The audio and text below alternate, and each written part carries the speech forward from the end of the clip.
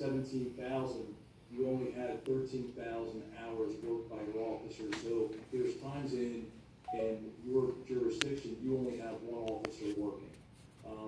Given the size and given the scope of your township, one of my recommendations is to take a look at that and try to get a minimum staffing level of at least 2 officers out there just to back each other up.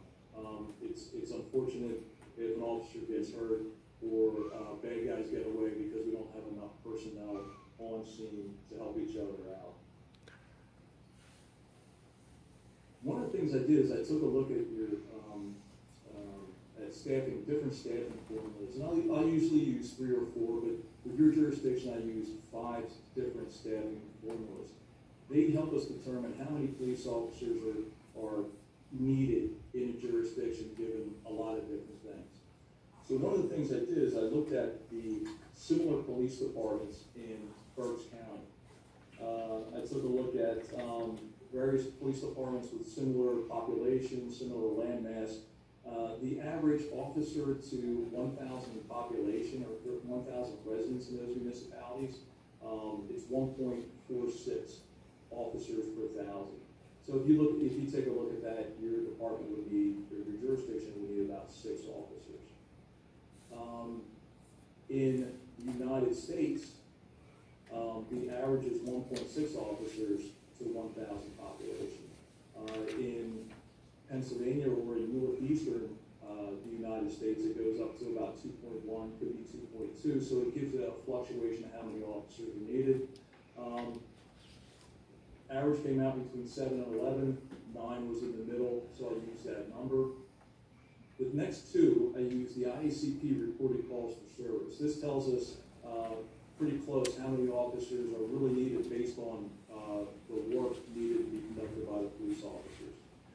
It takes into account vacation time, sick time, training, okay, the availability of those police officers, how many calls you get for service, and you can roughly figure out how many officers you may need to adequately staff a police department. That came out to 13.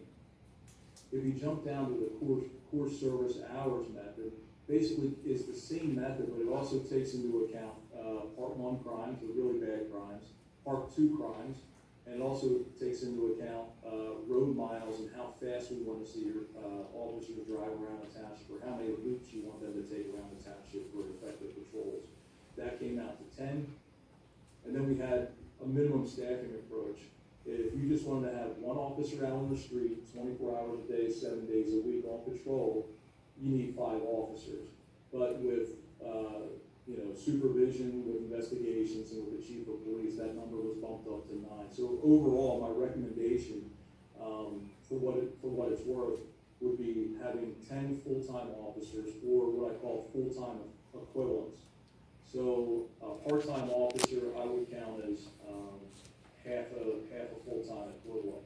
So you could have 8 full-time officers and 4 part-time officers, and that would be that 10 full-time equivalent.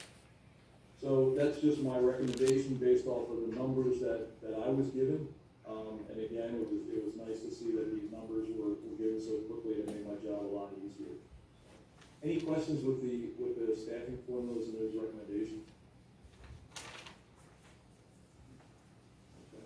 No.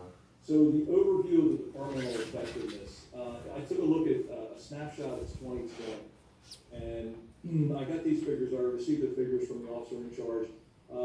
My understanding is that we had 70 total Part 1 offenses, and those are those bad crimes, the homicides,